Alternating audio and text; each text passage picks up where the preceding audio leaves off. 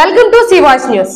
ప్రతి ఒక్కరికి దంత శుభ్రత ఎంతో అవసరమని శ్రీ చైతన్య దంత వైద్యశాల డాక్టర్ వి శివకృష్ణ తెలిపారు. జంగారెడ్డిగూడెం మండలం వేగవరంలోని ప్రభుత్వ పాఠశాలలో మంగళవారం శ్రీ చైతన్య దంత వైద్యశాల ఆధ్వర్యంలో ఉచిత దంత వైద్య శిబిరాన్ని నిర్వహించారు.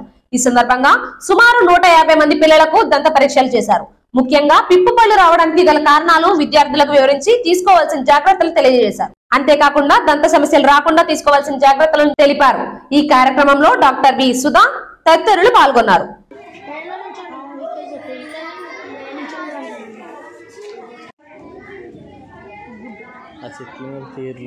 ఈ వార్తలు ఇంతటితో సమాప్తం. నమస్కారం.